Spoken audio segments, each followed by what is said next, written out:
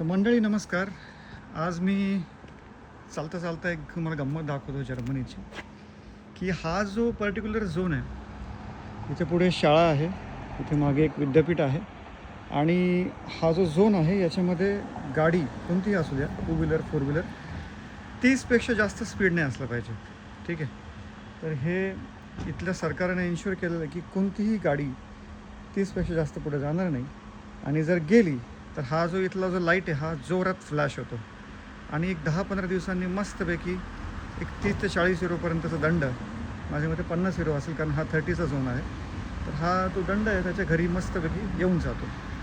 हीच गोष्ट भारतामध्ये राहिली असती तर पहिले हा कॅमेरा पळवला असता, ठीक आहे, आणि हा भंगारवाल्यांनी उचलून नेला असतं. सो बेसिकली हा व्हिडिओ बनवण्यामागचा उद्देश असा आहे की आपल्यामध्ये इंडियामध्ये जवळजवळ कोविडपेक्षा जास्त प्रमाण हे रोड ॲक्सिडेंट्स आहे आणि सरकार नुसते म्हणजे जर ह्या केसमध्ये पोलीस राहिले असते, पोलिसांनी हे कॅमेरे स्वतः हातामध्ये पकडून फाईन मारले असते, जागेवरच सेटिंग करून घेतली असते सेटलमेंट. पण ह्या केसमध्ये सांगण्याचा मुद्दा असा की पोलिसांना हे कॅमेरे पकडून बसायची गरज नाही आहे. हे आपल्या गल्ली गल्ली बोळामध्ये हे जर तुम्ही स्पीड डिफाईन केलं तर आपल्याकडचे रस्त्याचे ॲक्सिडेंटचे प्रमाण आहेत ते बऱ्यापैकी कमी होते. हेच मला तुम्हाला सांगायचं आहे. ठीक आहे.